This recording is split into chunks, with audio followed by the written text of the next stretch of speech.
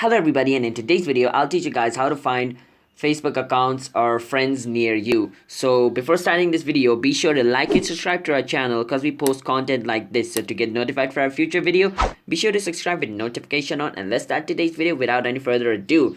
So to find friends near you, it's pretty easy. You can just click on the three line at the top right corner right below the messenger icon and scroll down, and as you guys can see right above see more, there is nearby friends, right? You can click on it. Now to find nearby friends, you need to turn on your location. So and then get started. Next, turn on. So it was just Facebook asking me to turn my location on, and press OK.